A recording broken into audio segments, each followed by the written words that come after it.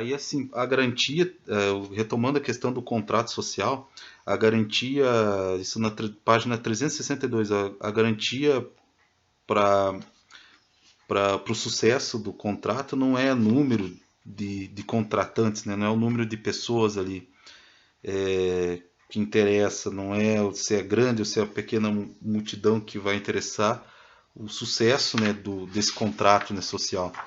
É, ele vai estar. A ideia é que a garantia do contrato, seja ele. E aí ele até cita aqui na página 363 até alguns outros bichos, né, outras criaturas que vivem em comunidade e tal. Mas ele vai retomar de novo a ideia de que ele fala: ó, os homens estão constantemente envolvidos, página 363, estão constantemente envolvidos numa competição pela honra, pela dignidade. E é devido isso que surge entre os homens inveja, ódio e finalmente a guerra, ao passo que entre aquelas criaturas tal não acontece. Então ele cita dos animais, que os outros bichos eles não têm essa questão da natureza, né? A gente volta para a questão negativa da natureza humana aqui. Então as abelhas não brigam por, né, vamos pensar assim, as abelhas lá brigando para ver qual que tem o ferrão maior, entendeu? Ah, o meu ferrão é melhor que o teu. Ah, o meu que é melhor que o teu. Ah, essa lazarenta. Ah, essa falciane. Ah, essa outra lá falou, tava falando mal do teu ferrão. A outra lá falou que o teu ferrão é uma porcaria, que você, se você tivesse que defender a Comé, você seria inútil para nós, porque o teu ferrão é muito pequenininho. Ah, a Falciane falou isso? Falou, aquela Falciane maldita. Ah, mas eu vou lá e vou dar uma ferroada naquela desgraçada. Vou mostrar aqui que é um ferrão. Né? Você não vê as abelhas brigando desse jeito, falando esse tipo de coisa. Agora os seres humanos brigam. Ah, o fulano falou que o teu carro é uma porcaria. Ah, falou que o meu carro é uma porcaria. Falou que o teu carro é 1.0, não aguenta nada teu carro, que o carro dele é 666,66, é um carro diabólico. Anda mais que um trem bala. Nossa, que cara metido, ridículo. Ah, não, vou ir lá, vou mostrar para ele, vou bater no carro dele. Sabe, é o ser humano que cria esse tipo de situação, né, desagradável. E então não adianta ter um número maior de pessoas, não adianta ter um número menor. Não é o número, não é o que ele quer dizer. Se nós for resumir aqui, ele não é os contratados que vão garantir a paz do negócio. Então a ideia aqui é a seguinte, né? Vamos recapitular. O ser humano num estado de natureza, fazer o que ele vai e volta, né? O ser humano no estado de natureza é perverso. Tem um interesse próprio, da sua própria conservação, e para isso ele vai fazer tudo o que for preciso, nem que seja um jogo sujo, de destruir o outro, matar o outro, tirar do outro o que pertence ao outro por vantagem própria. Então, em algum momento a humanidade percebe que essa condição aí que nós estamos aí de desconfiança, de guerra de todos contra todos, que envolve o instinto de conservação do ser humano, a humanidade vai acabar percebendo o seguinte, que é necessário que eles renunciem o poder e a liberdade que eles têm, né? O, o, o, o direito, né, que eles têm de manter, se manter a si próprio, de se conservar a si próprio, justamente para quê? Para que haja garantia de paz e justiça para todos. Então, todos aqueles associados ali que vivem ali por si próprios no estado de natureza, eles reconhecem que eles têm que abdicar do direito deles, renunciar ao direito deles de se conservar e pôr isso numa instância maior, que pode ser um estado ou um soberano. A gente já vai fechar nesse assunto aí. E aí eu renunciando meus direitos, não importa o número de quem renuncia, não importa quem deve garantir que funcione esse pacto, esse contrato social, onde todos renunciam o seu direito pessoal ali, né, baseado no instinto de conservação, porque se a gente basear a sociedade no estado natural, nesse instinto de conservação, o ser humano vai competir, vai ter inveja, vai ter ódio um do outro. Então o Estado ele tem que estar acima de todos para garantir que esse pacto funcione. Pato, da onde? É foda a dicção que tá difícil. É, A dona Mike quase me mordeu já. Ah, então, para que, garantir, que haja garantia desse pacto, é necessário então que haja um poder acima de todos. E que ele tenha, inclusive, o poder coercitivo. Ele tenha força para fazer com que esse pacto funcione. Nem que ele tenha que dar butinada na cara de todo mundo. Desculpe a expressão aqui. Mas se ele tiver que dar butinada na cara de todo mundo para mostrar que ele tem o poder e ele quer fazer o pacto valer, né, que é o contrato valer, que as leis dele têm o valor, né, ele vai ter que usar a força. E aí o Hobbes ele vai chegar então na... Deixa eu dar uma olhada aqui. Na página 364 ele fala assim, ó: a única maneira de instituir um tal poder comum capaz de os defender da invasão dos estrangeiros e dos danos uns dos outros, garantir-lhes uma segurança suficiente para que, mediante o seu próprio labor e graças ao fruto da terra, possam alimentar-se e viver satisfeitos, e conferir toda a sua força e poder a um homem, é conferir toda a sua força e poder a um homem, ou a uma assembleia de homens. Então aqui entra a questão para garantir que funcione, então esse pacto, para garantir que funcione o contrato social visando o bem de todos, né? O Hobbes ele vai dizer que a única garantia que funcione nesse contrato social é conferir toda a sua força, né? Todos os envolvidos, né? Conferir toda a sua força e poder a um homem, né?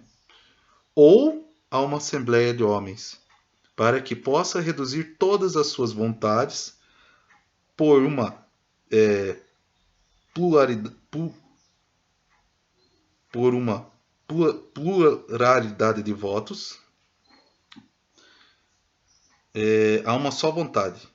Isso equivale designar um homem ou uma assembleia de homens como portador de suas pessoas, admitindo-se e reconhecendo-se cada um como autor de todos os atos que aquele que é assim portador de sua pessoa praticar ou levar a praticar, em tudo o que disser a respeito à paz e à segurança comuns. E aí ele até cita ali, ele vai dizer assim, ele vai,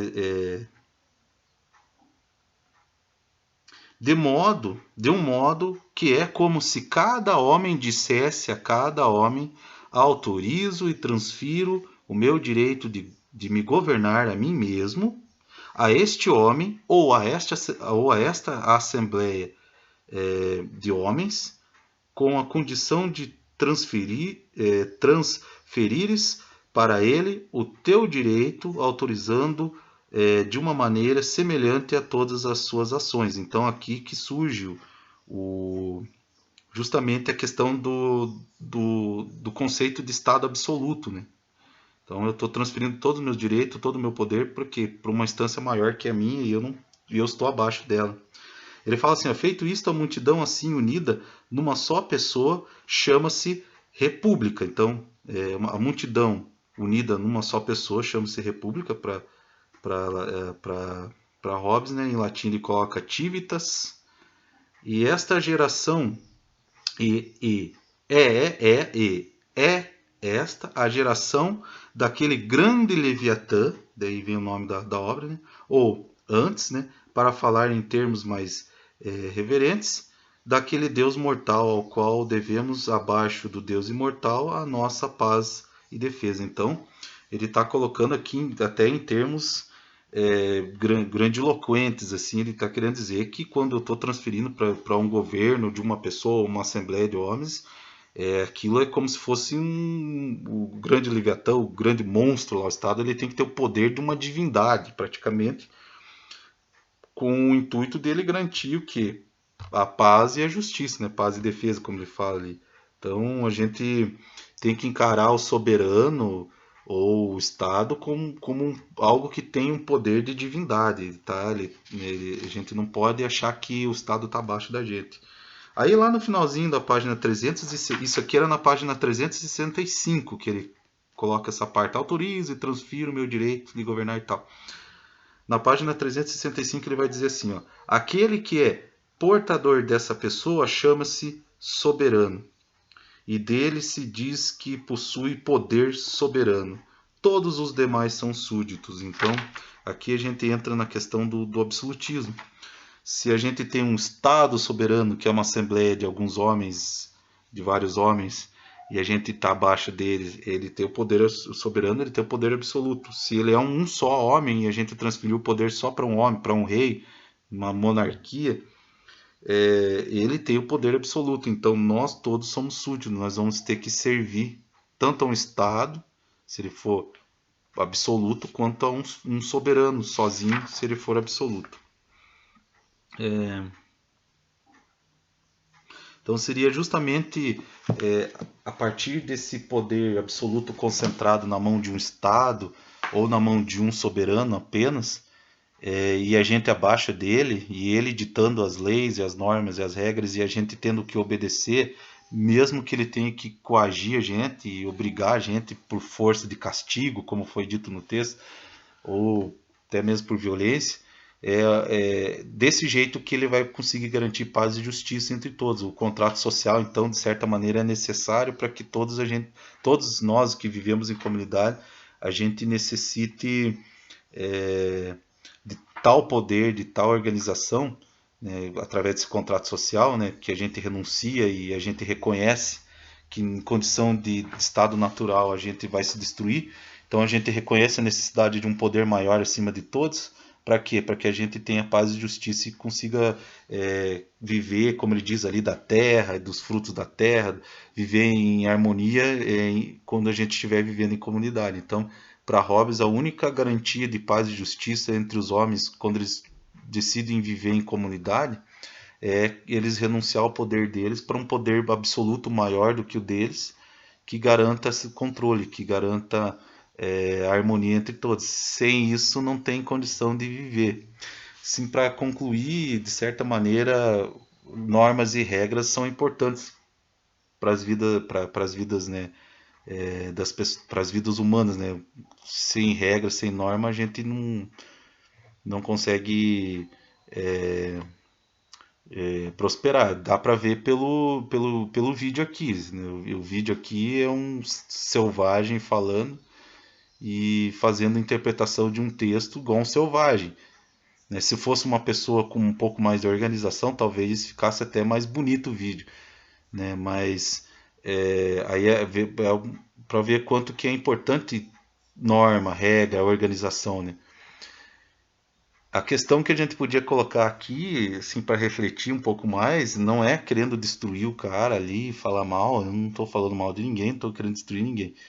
E quem sou eu para destruir alguém? A única pessoa que tem propriedade, o único ser que tem propriedade para destruir alguém aqui, em termos de filosofia, já foi apresentada, a Dona Maia, porque ela tem um currículo e aí ela pode falar alguma coisa, tanto que ela está dormindo, não está nem aí. Eu não posso destruir ninguém. Mas uma coisa que poderia fazer a gente pensar seria assim, se o soberano ou o Estado ele garante a paz e a justiça, porque ele tem um poder maior, mas o que garantiria a nossa paz e a nossa justiça se a gente transfere o poder para um Estado ou um soberano que está acima da gente e esse soberano é perverso, porque ele é um ser humano, né? Ele também está envolvido dentro dessa natureza humana que o Hobbes fala ali, que é o ser humano longe do contrato social, num estado de natureza.